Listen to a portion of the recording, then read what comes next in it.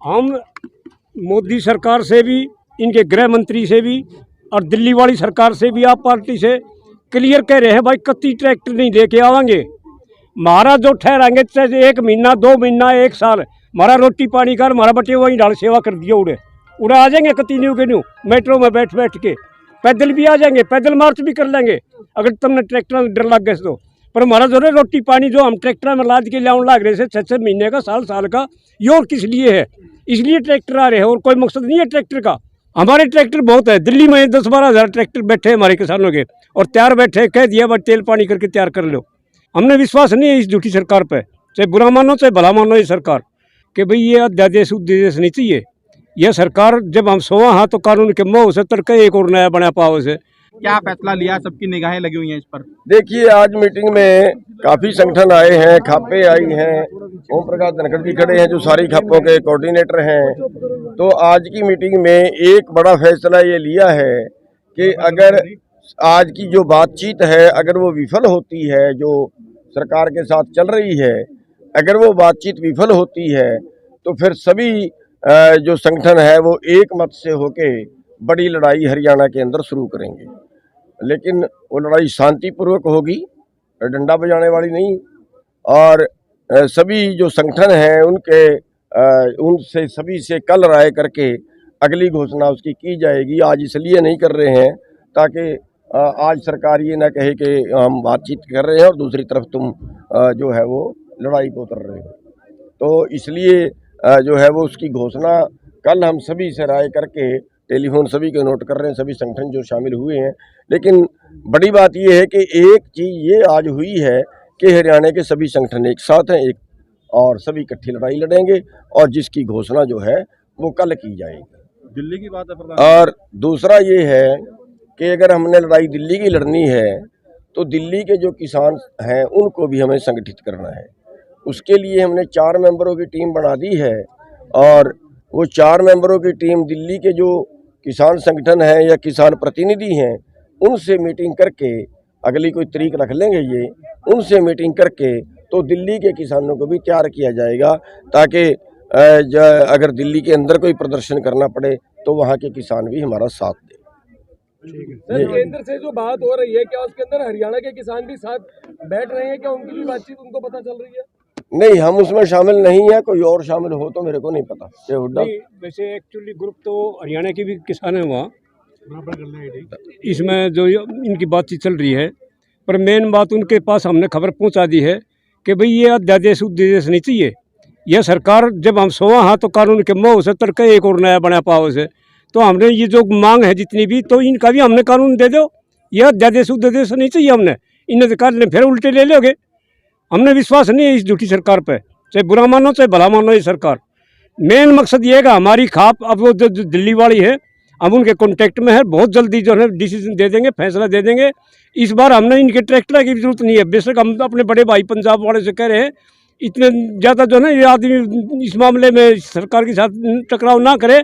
हमारे ट्रैक्टर बहुत है, दिल्ली में 10-12 हज़ार ट्रैक्टर बैठे हैं हमारे किसानों के, और तैयार बैठे, कह दिया बस तेल पानी करके तैयार कर लो। और दूसरा जो ये 22 तारीख को जो ये कॉल दी जा रही है इनकी वकीलों की कि EVM मशीन वाली, उसके लिए हम वकीलों के साथ हैं और सारे संगठन, किसान संगठन सब वहाँ 22 तारीख को वहाँ पहुँचने की कोशिश करेंगे।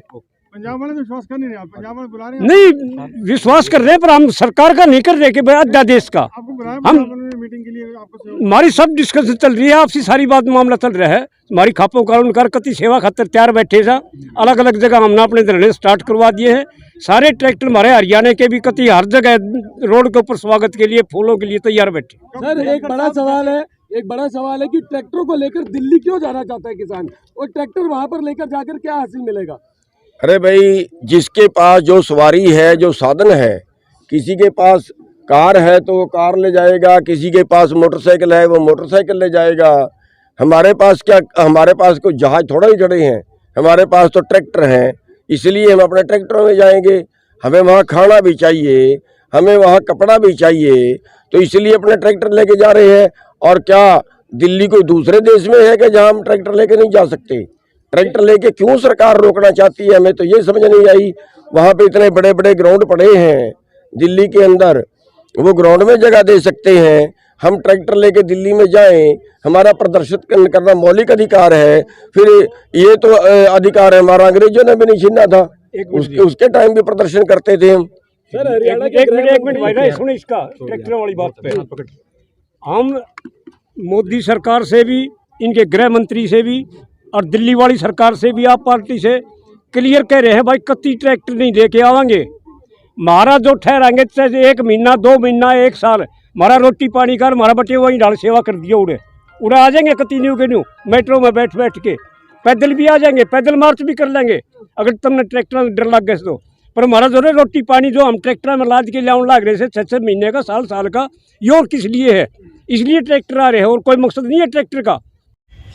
सभी संगठनों के प्रतिनिधि, खापों के, मजदूर संगठनों के, टोल कमेटियों के, लंगर कमेटियों के, कोई भी जो भी संगठित है वो आके अपनी बात रखें ताकि कोई पारदर्शी फैसला लिया जा सके।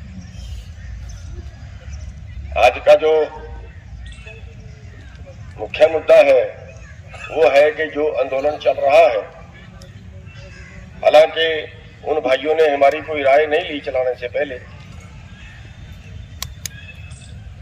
लेकिन फिर भी हमारा फर्ज बनता है, क्योंकि आंदोलन किसानों का है,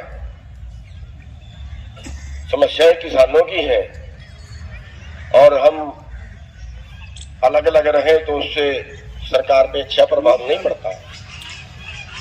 तो इसलिए हमने सबसे पहले अपने संगठन की मीटिंग बुलाई थी और इसमें सहयोग करने का फैसला लिया था।